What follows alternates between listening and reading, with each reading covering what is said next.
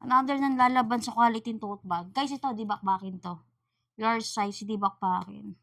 May brand to. Mikey, ano to? Mikey Herbe. Nakalagay sa hardware. Ang ganda ng leather nito, madam. Dibakbakin. Ayun o, tinan nyo. Yung mga corners walang gas-gas kasi nga maganda yung ginamit na na leather. Even the strap, yung ito, goods pa. Kompleto pa lining oh. No cracks, mga madam.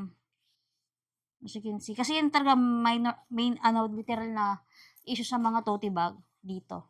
Pero to, goods na goods pa. Goods condition siya. Ang makita ko lang dito siguro yung hardwares. May gas-gas. Hardwares. Gas-gas lang tayo dito, ma'am. Ayan. Gas-gas lang.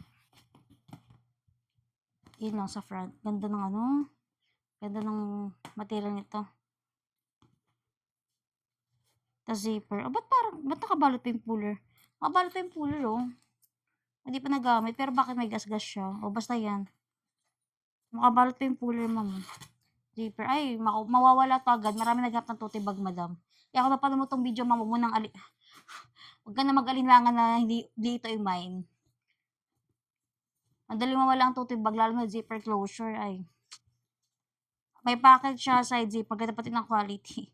Makapal, o nga, bago pa nga talaga siya, ma'am. Karoon ng gas-gas yung hardware. Yan, gandang pang office.